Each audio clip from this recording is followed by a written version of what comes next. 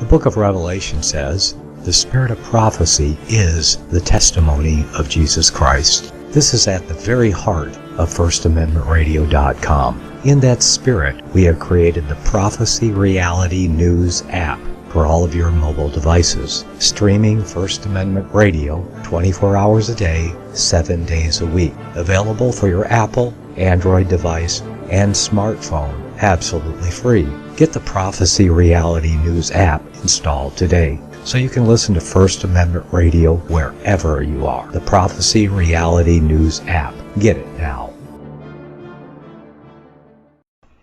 Okay, welcome back to the Investigative Journal on this February 5th, 2016 day on our calendar. I'm your host, Greg Anthony, and you're listening to FirstAmendmentRadio.com. You can catch my show every evening from 6 p.m. to 7 p.m. That's on FirstAmendmentRadio.com.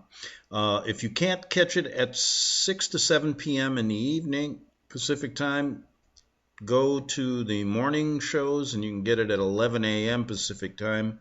If not, go to my website at arcticbeacon.com. Okay, it's Friday, last day of the week. Yesterday on my show, I presented author Bill Hughes, a presentation he did. He's the author of The Secret Terrorists. He's been on my show many times.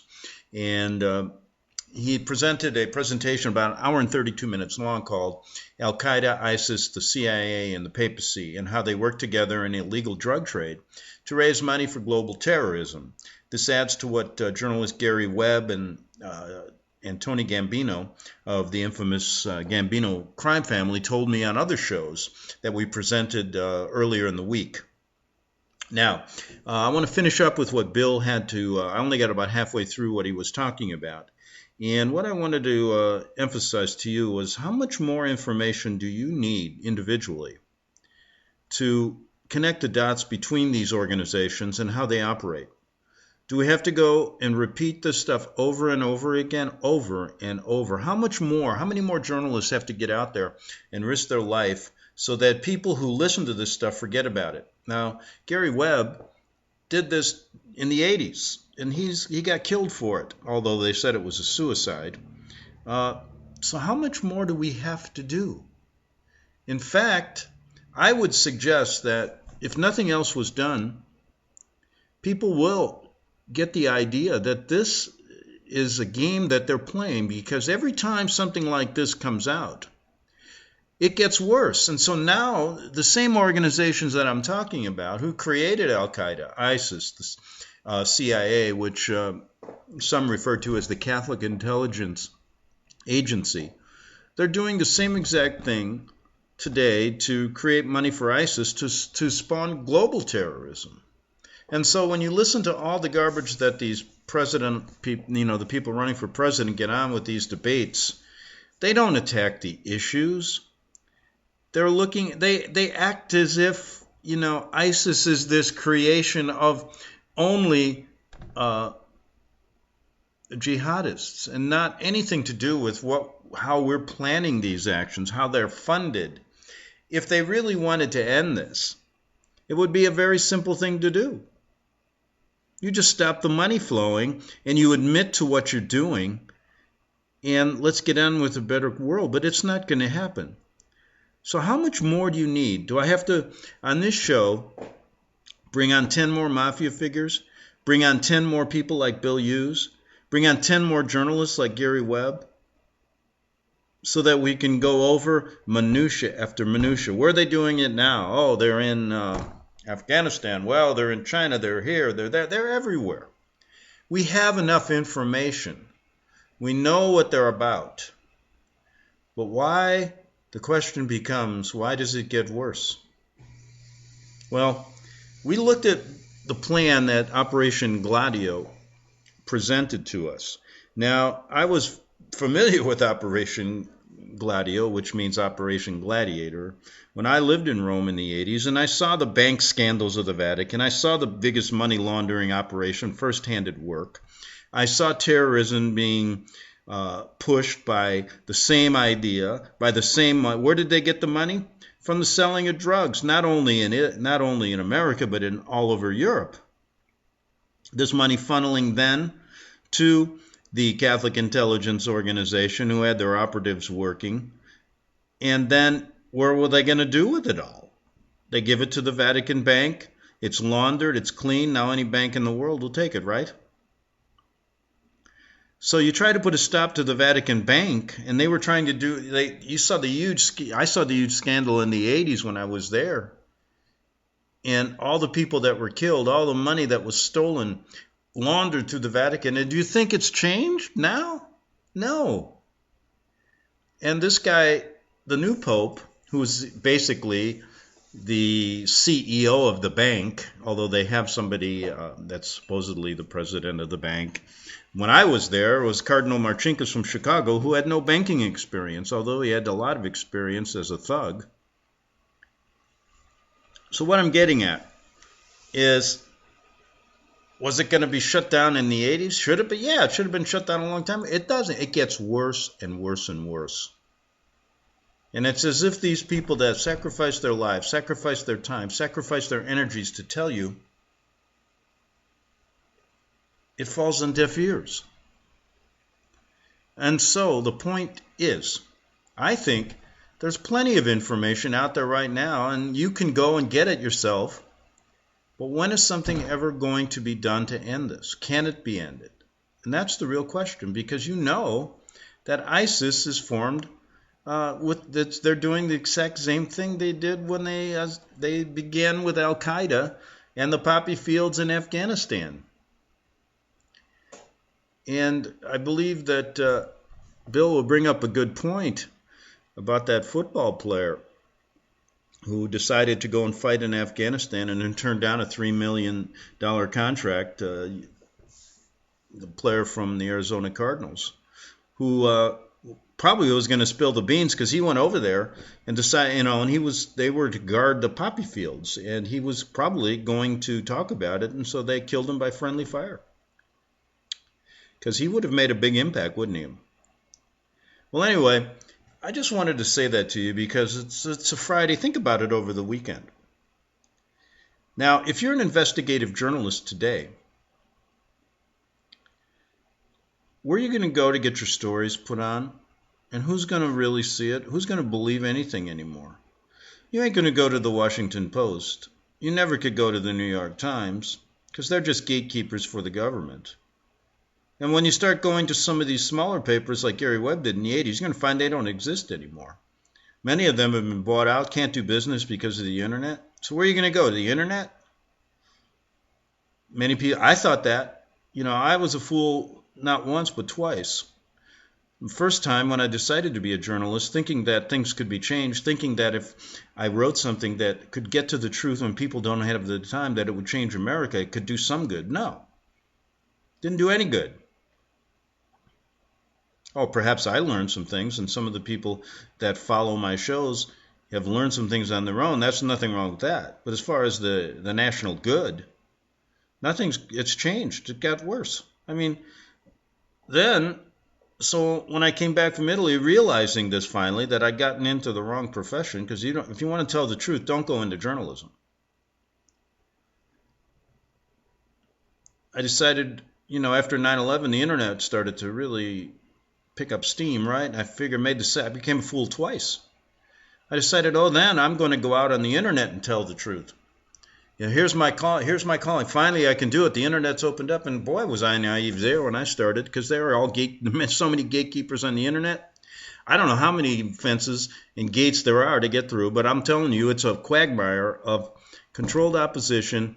It's a quagmire of information that hardly makes much of it there to confuse you. And so, what good has that done? Well, it's done a lot of good for me personally to figure this stuff out. But has it made any dent in changing anything? Well, we're aware of it. For example, today, let me say we are aware. I saw a story that I thought was interesting. I was talking to somebody today about how the Constitution has been subverted. How it's basically, and I studied constitutional law as a law student, how basically it's there, it's a nice document. But I can show you time and time again how executive orders, how environmental protection agencies, how for the national good, supposedly to protect every land and all this stuff is used to subvert the real meaning of the Constitution.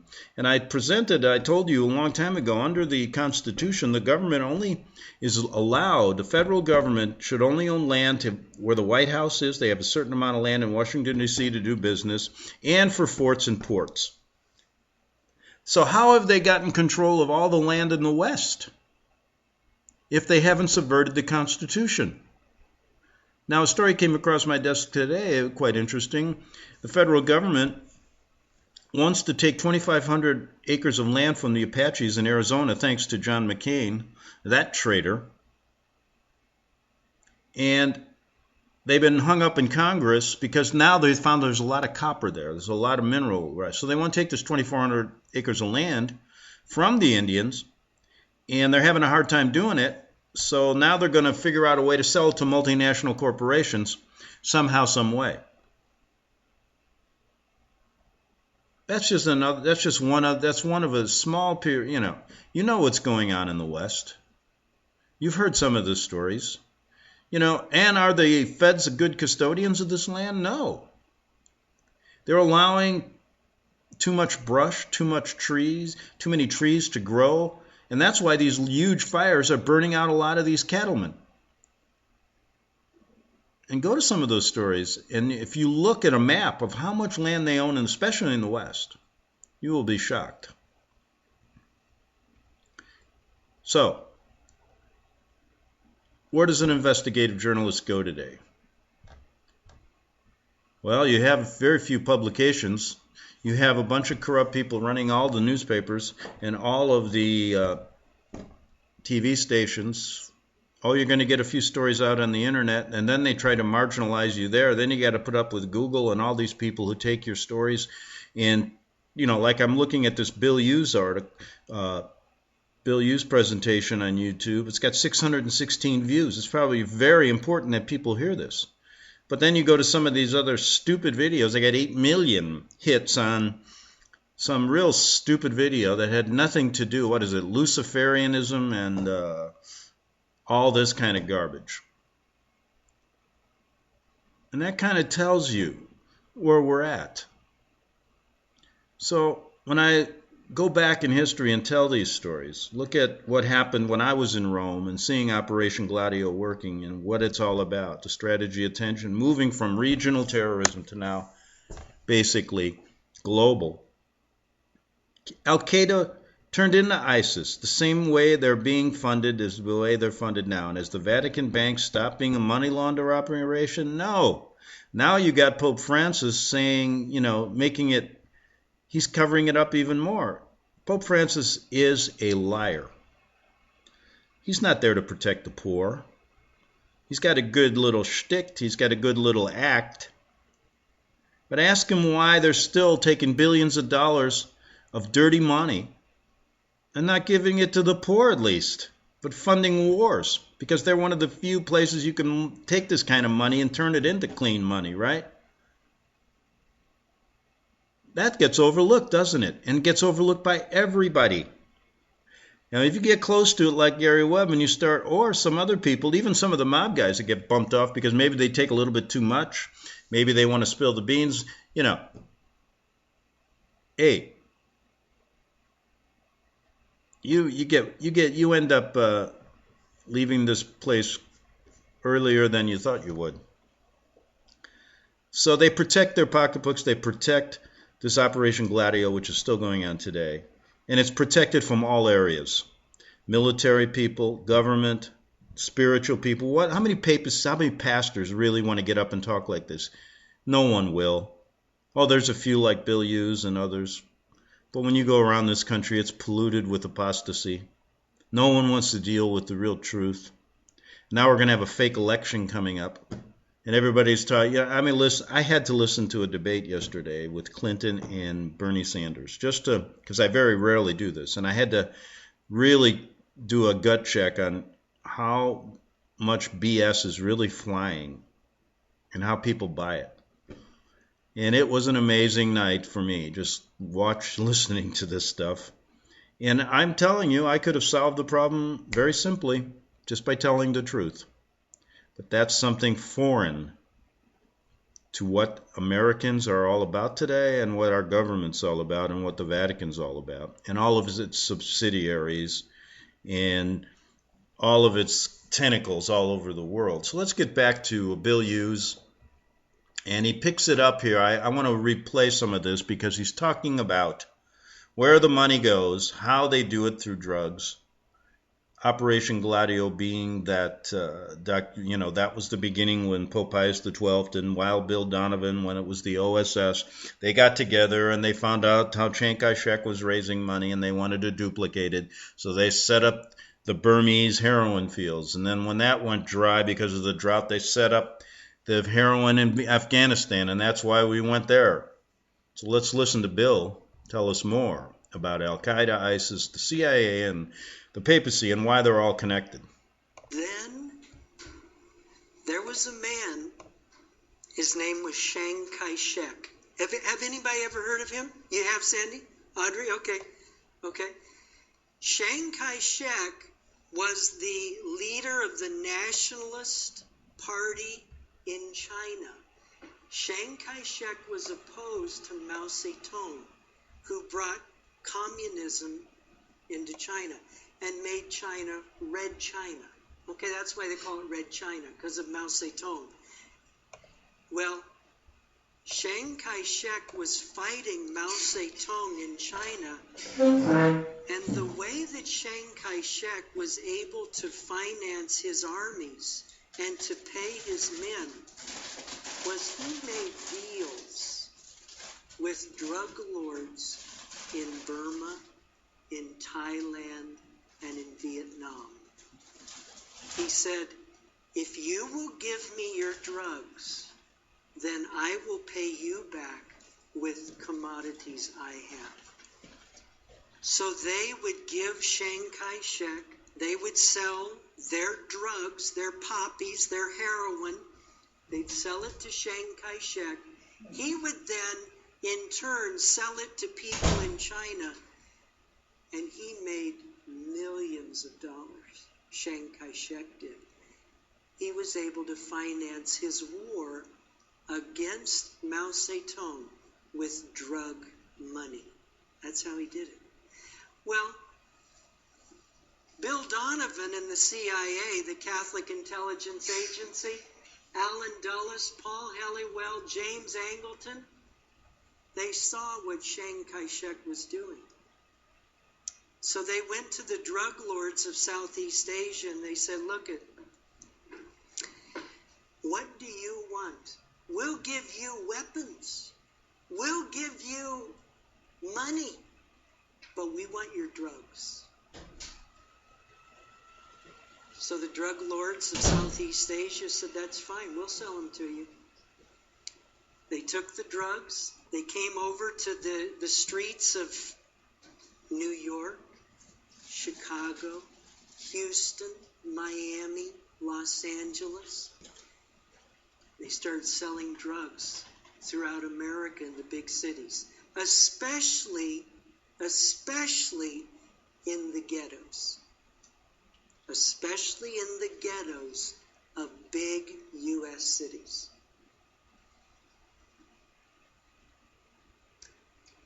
They would grow the poppy plants in Southeast Asia, manufacture it to heroin, sell it to the Catholic Intelligence Agency. It would be sold in U.S. cities. That was how the CIA would finance their projects of war. That's how they did it, folks. That's how they did it. Right here, this is the primary region. It was the Shan Plateau in Burma. It became the heroin growing capital of the world. Billions and billions of dollars of heroin flowed from that region to the ghettos of the big cities of America. And the Catholic Intelligence Agency was fighting communism around the world. That's how they did it, folks. You know, it's an interesting fact that Paul Williams brings out in his book, Operation Gladio, that from 1947 to 1967, there went from like 10,000 drug addicts in the United States, that by the late 60s there was over 100,000 drug addicts in America. And I would dare say that there is probably not a family represented in this room that was not somehow affected by the Catholic Intelligence Agency selling drugs in America. I know my family was. I had a brother that lost his mind on drugs. And those drugs were provided by the Catholic Intelligence Agency on U.S. soil.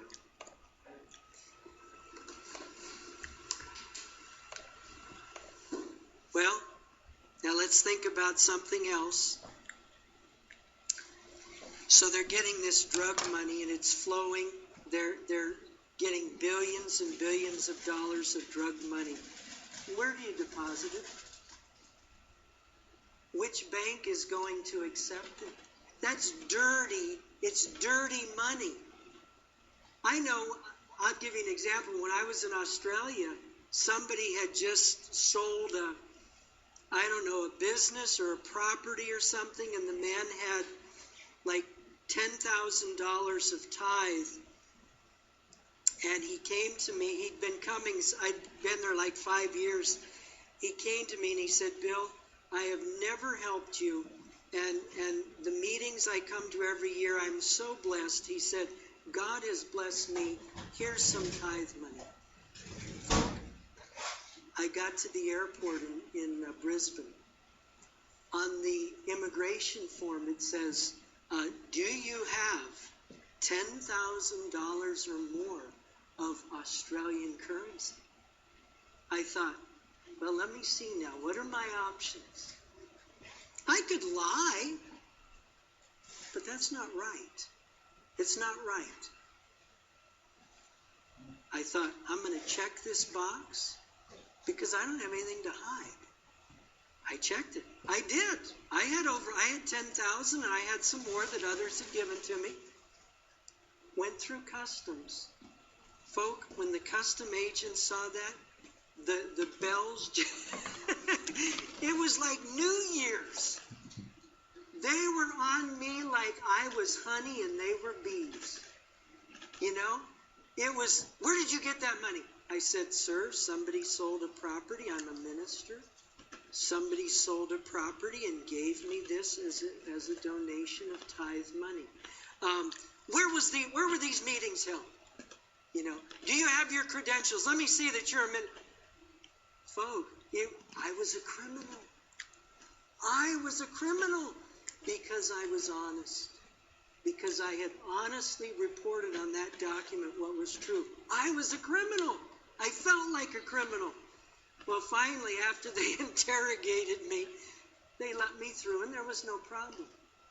My point is, how do you go into a Bank of America, SunTrust, wherever you bank, and say, and open up a briefcase and say, here's $100,000 of bills, $100 bills, $100,000. I'd like to deposit it in my account. Folk, you would have every bell in that bank going off. You'd have every police officer in your town showing up outside. They wouldn't know what to do. They would interrogate you no end. Folks, we're not talking about $100,000 in one suitcase. We are talking about billions and billions of dollars. What, monthly? Are you kidding me? They'd have us in jail in a heartbeat. And Bill's right. That's where they want to put most people. I mean, can't somebody cross the border with $10,000? No, not unless you want to get hassled because you're honest. But you can cross the border with billions of dollars of drug money and get away with it. Now, when I was talking, let's see, we're running out of time. So we'll be back in 3 minutes on the Investigative Journal.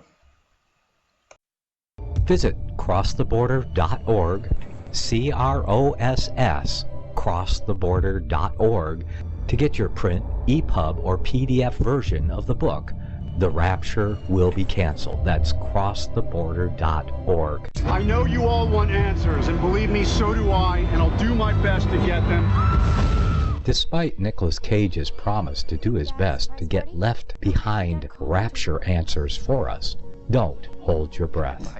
Not everyone believes Left Behind is true prophecy. Some may even regard as conspiratorial the mainstream re-release of the Left Behind movie with actor Nicolas Cage portraying the main character as an attempt to further reinforce in the minds of all this perception of false prophecy in order to condition the masses for the play about to begin. If you want true Bible prophecy answers, get the book, The Rapture Will Be Canceled. The author exposes the Latin rapture origin, the 7-year tribulation deception, true Bible revelation of Daniel's 70 weeks, the abomination of desolation, the restrainer, America in the Revelation, the image of the beast and the mark of the beast, and the truth about God's chosen people, and so much more about Bible prophecy. This book will shatter the Left Behind paradigm of future events. Get the book, The Rapture Will Be Canceled.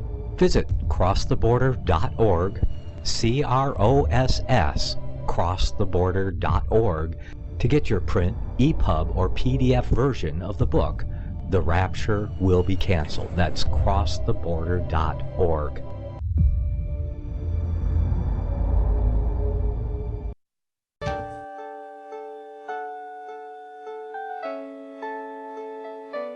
The program you are listening to is 100% sponsored by you, the listener, on this First Amendment Rights Media channel. You will notice that there are few commercials on this radio network. There's a good reason for that. Corporate advertising dollars come with strings that limit program content. So without your help, these programs cannot continue on internet or our several affiliates. If you benefit by the educational law programs, we ask you to give. If you are admonished or nurtured by the Bible and ministry programs, we ask you to give. If some voice a cause that you are passionate about, we ask you to give. If you believe in any of these, we ask you to support them as you would a missionary on a continual basis, as if giving a tithe for missionary radio. These programs are not commercially viable and must be supported by those faithful to the cause of truth. Look for the button to sponsor your favorite programs at our listen and schedule pages on the internet. Then, when you subscribe, we will send you the last quarterly MP3 CD of that program immediately, and continue to do so with each new quarter. We will also give you unlimited archive access to all of our programs. We're asking you to give much less than a tithe, so that you may also send support directly to a particular program host, cause, and anywhere else the Spirit may lead you. Do all to the glory of our God and Creator, for His holy nation, the only kingdom that will last forever. Thank you for listening.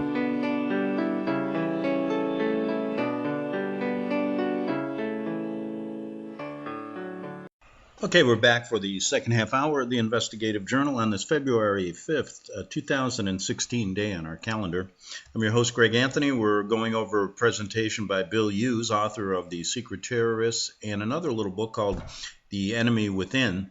And we're at a point discussing when they put this plan together to sell heroin and drugs to the people of the inner cities in America, people all over America, in order to raise money for these operations all over the world. That was Gladio, to create armies to fight off communism, so to speak, and to do it without any kind of oversight, without the Congress knowing about it, well, they do know about it, they just don't want the American people to know about it. So they had to figure out a way to raise money to do this, to start all these terrorist groups and countries, to stick our noses where we're not belonging, because they had a goal. The Vatican had a goal, which is much larger, and these people, much larger than just supposedly fighting off communism. Because when you understand they created that as well, using and controlling both sides of the war to get the outcome they wanted, it's called the Hegelian dialectic, folks. Thesis, antithesis, to get a synthesis of your choice. And that choice is going to be a one world government, a one world order. But and one other thing before I just explain this and get back to where Bill's at about this money laundering through the Vatican Bank, I didn't want to sound like it's, a guy shouldn't go for the truth. I didn't want to sound like you shouldn't search for the truth. I didn't want you to just not, one who finds the truth will never stop. Never stop doing it for a reason, and that's a reason that you're going to have to figure out for yourself. Between you and your God. Now, what I'm getting at is every outlet that man has created now, in supposedly the freest country in the world, does not want to hear the truth, and you're punished for it. So I'm telling you, it isn't an easy road. And so when you get onto the internet now, which means that they've already locked up everybody in the mainstream, working for them, you're going to find such a quagmire of gatekeepers and so much confusion is what I'm getting at. Of course, you're going to find some good information there. And of course, you can research whatever you want. But what I'm getting at is that you have to realize that it is not just that simple. These stories have such a significance. This is why they're not allowed on the mainstream. And this is why when you get on the internet, they're allowed, and I'll tell you why, because they're easily condemned here. But the money, when we're talking about this, when they had this drug money, sometimes up to billions of dollars, $3 million an hour they were making on this, they had to, where are you going to put it? The money had to be channeled through a financial firm that would not be subjected to scrutiny by U.S. Treasury agents or international fiscal monitors. Only one such institution at that time possessed such immunity, and it was located in the heart of Vatican City, the Vatican Bank. And to this day, it remains a sovereign financial agency within a sovereign state. It cannot be compelled to redress wrongs, no, not even the worst violations of international law, nor can it be forced to release any source of deposit. So you're going to believe Pope Francis? I think again. And I can remember a case called Alperin v. Vatican Bank, where attorney John Levy, who'd been on my show many times, and we went over this case with a fine-tooth comb. One of the biggest problems to prove was getting to the assets of the Vatican. It's a closed operation. And they were trying to get a redress of grievances for the Vatican's involvement in the genocide of Croatia during in Yugoslavia, right after World War II. And so they wanted to get into the Vatican Bank, and that was like getting into, there's no oversight. No, they're not forced to tell anything. So I learned it through researching that case with John Levy, and I'm telling you, what Bill's telling you is exactly the truth. Back to Bill Hughes. Scrutiny by U.S. Treasury agents makes perfect sense. Or international fiscal monitors. Only one such institution possessed such immunity, and it was located in the heart of Vatican City. The bank today remains a sovereign financial agency within a sovereign state. You can't touch it. You can't, nobody can touch the Vatican Bank. It's a sovereign bank in a sovereign country. Can't touch it. How big is it, Bill? I mean, again, you're talking billions and billions of dollars. How big are the vaults in the economic? Help me out here. What is your name? Mike. Mike, you were over there. Yeah, well, it's easier to see. Yeah, and you didn't have my glasses. This isn't easy, Mike. Come on. Mike, what they did was, Mike, money comes through there immediately. Okay, number one, there's no paper trail. There's no receipting. Immediately, Mike, it comes through the Vatican, and it's gone. It's gone. Swiss bank accounts, Zurich, Geneva, Bern. The money's in those Swiss bank accounts. And see, legally, now it's clean. See, it went through the Vatican washing machine, and it came out, and it's all clean. It's all clean. See? It cannot be compelled to redress wrongs, not even the worst violations of international law. It cannot be forced to release the source of any deposit. The bank resides under the jurisdiction of the Pope. He owns it, he controls it. And by the way, Paul Williams in his book says that while there are other banks today that will launder dirty money, the Vatican Bank still remains one of the largest dirty money laundering operations in the world. And the Pope owns it and controls it. So all that stuff that we were hearing in the press over the last couple of weeks about this humble, loving man who loves the poor, did you hear that about Pope Francis? Folk, that is just an absolute lie. It's an absolute lie. What's that? Oh, he does, Gail. Oh, yes, he does. Now, you know, there's always been a verse that's puzzled me, but after reading this book, it doesn't puzzle me anymore. Revelation 18:23. Notice, the Bible says, the light of a candle shall shine no more at all in thee. The voice of the bridegroom and of the bride shall be heard no more at all in thee. For thy merchants were the great men of the earth. For by thy sorceries were all nations deceived. Do you know the Greek translation of the word sorceries? Pharmakia, from which we get our English word of pharmacy.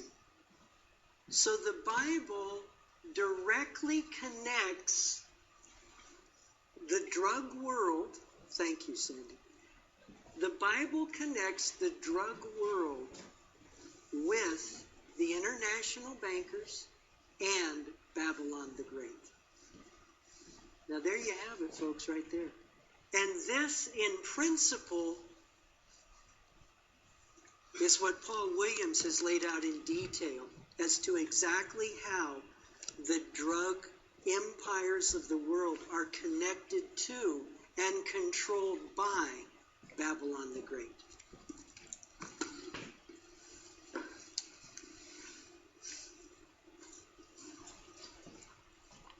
Again, Williams, page 46 of his book, he says, because of its clandestine workings, millions can be deposited into the Vatican Bank on a continuous basis, channeled into Swiss bank accounts without the possibility of detection.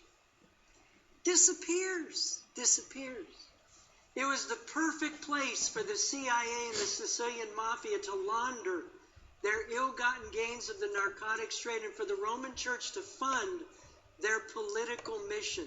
According to MoneyVal, the Anti-Money Laundering Committee of the Council of Europe, it remains one of the world's leading laundries for dirty cash under Pope Francis.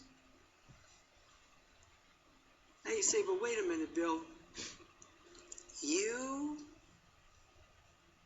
You connected Al-Qaeda and ISIS and the CIA and the Papacy, but you haven't said a word about Al-Qaeda or ISIS. Well, I'm glad you asked that.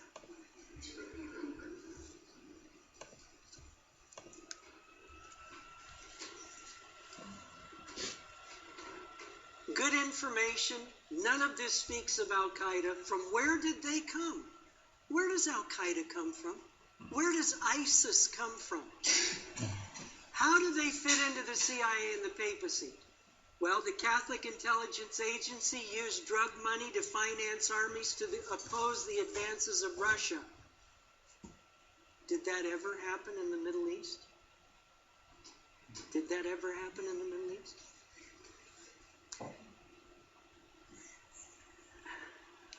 Let's notice. In the mid-1970s, the Shan Plateau of Burma had a severe drought. The Catholic Intelligence Agency needed another place to grow heroin or poppies for heroin. Well, this is the place they found, folk. It's in the Golden Crescent. It's right in the southeast corner of a country that has had a lot of focus in the last 15 years. It's located in Afghanistan. Now, have we ever gone to Afghanistan for any reasons? Do you remember when America ever invaded Afghanistan? When did we do that? Does anybody remember? Come on now. Why did America invade Afghanistan? Why did they do that? They did it. I'll give you a hint. They did it in 2001. Right about October or November. Thank you, Jerry. Thank you, Jerry. It was after September 11th, wasn't it? Well, when the Shan Plateau in Burma suffered a severe drought in the 1970s, the Catholic Intelligence Agency had to find another place to grow heroin. The Helmand Valley in Afghanistan is where they started growing heroin, poppies to make heroin. But there were problems. They started doing this in the late 70s. The leader of Afghanistan at that time, his name was Taraki. He didn't want any poppies grown in the region, and he wanted to modify the strict Muslims in the area that wanted to follow the Quran strictly. Well, that was a problem. So Taraki had to be eliminated. Well, guess what? He was assassinated. Surprise, surprise.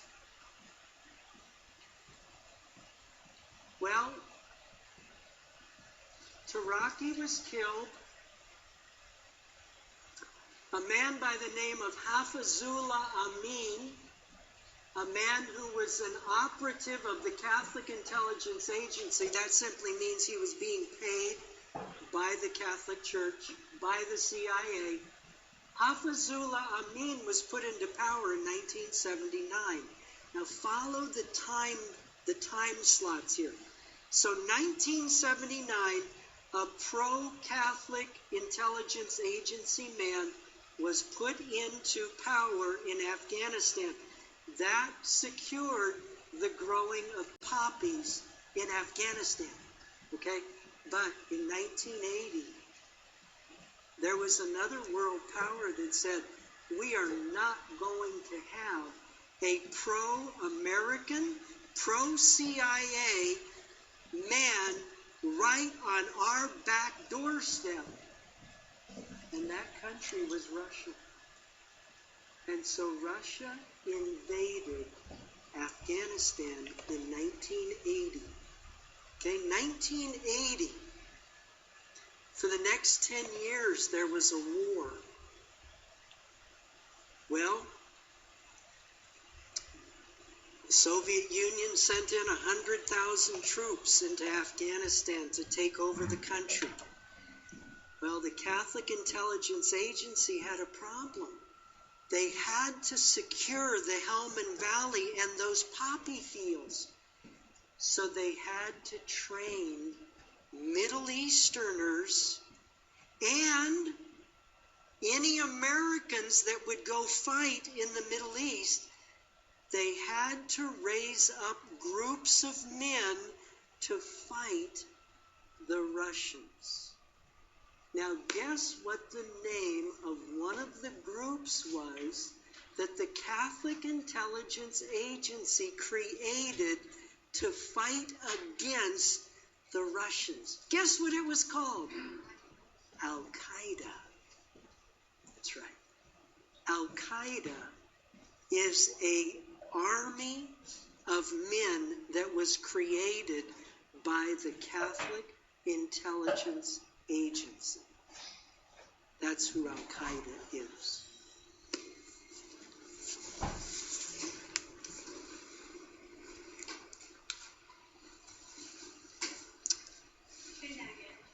Say that again?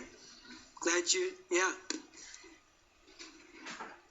Jerry, when the Soviets invaded Afghanistan in 1980, you can check in your history books, but that's what they did. In 1980, they invaded Afghanistan.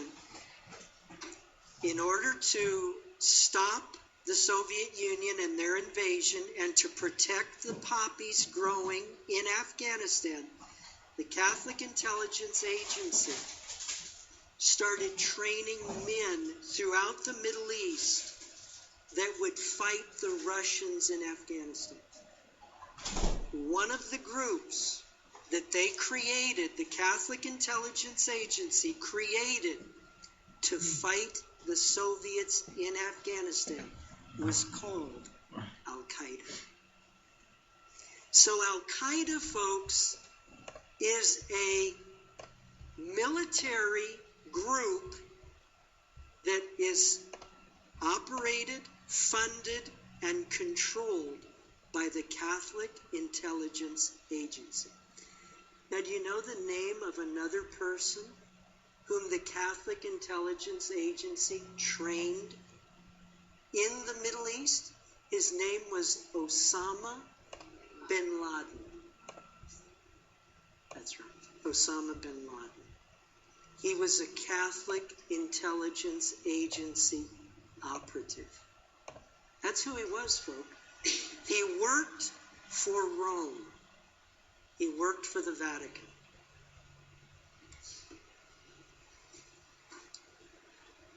Now here's another, just a thought, and then we'll go right on. See, it wasn't just young men in the Middle East that the Catholic Intelligence Agency trained to fight wars in the Middle East. There were Muslims that came to America, and they began to recruit Americans. Now, there was one particular group of Americans that were especially recruited by the Catholic Intelligence Agency. And it was a group of young men, predominantly young men who had never seen the blessings of living in America because they had never been treated equally with white Americans. And I'm talking about young black men. Young black men were heavily recruited in the 60s, 70s, and 80s. And folk, there have been thousands of black Americans who have gone over and fought with their brothers in the Middle East.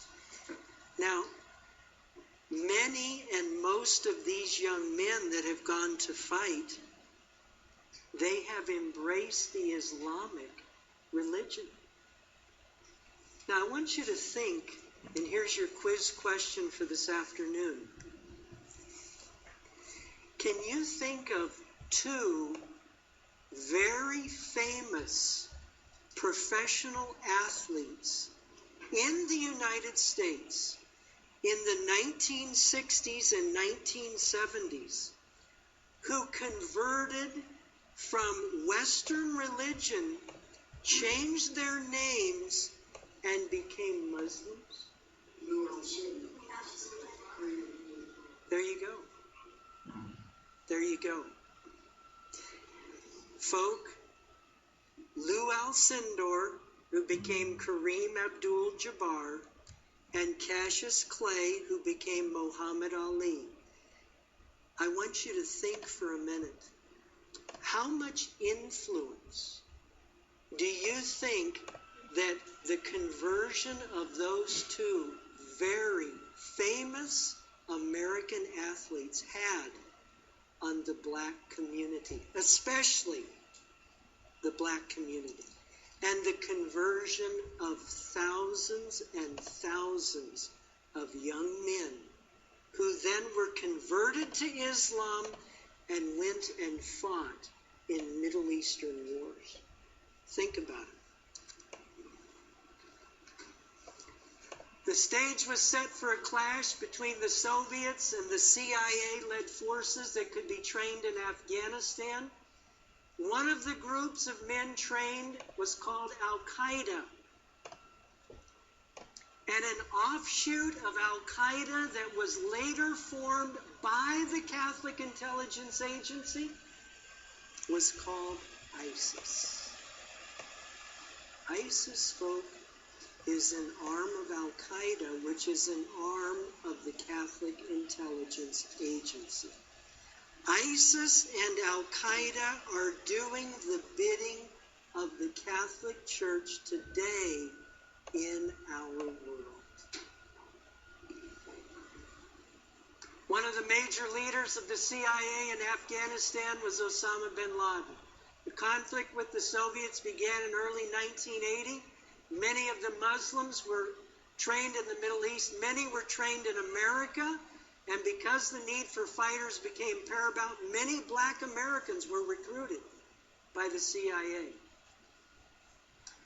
The CIA got what it wanted. The Holy War begun. For the next decade, black aid amounting to more than $3 billion would be poured into Afghanistan to support the Holy Warriors, making it the most expensive covert operation in U.S. history. Williams, page 169. Operation Cyclone, this is page 170, was created in this frame to create hundreds of Islamic terror organizations throughout the Central Asian republics. Included in these groups were Al-Qaeda and a host of other groups. Now, folks, Paul Williams brings out in his book that it's not just in the Middle East where Al-Qaeda cells are being trained. It's not just in the Middle East where ISIS cells are being trained. Do you know where they're being trained? Right here in America. Since the beginning of time, kings have sought it, nations have fought for it. It has been traded, it has been borrowed, it has been purchased, it has been stolen. There's a reason for it. To secure the blessings of liberty to ourselves and to our posterity. Invest with the security of gold and silver. Call Discount Gold and Silver Trading at 1-800-375-4188 or visit discountgoldandsilvertrading.net. Listen to Financial Survival with your host Melody Cedarstrom right here on FirstAmendmentRadio.com at 4 p.m. Eastern or 1 p.m. Pacific Time. Visit discountgoldandsilvertrading.net or call Discount Gold and Silver Trading at 1-800-375-4188. Toll free 1-800-375-4188.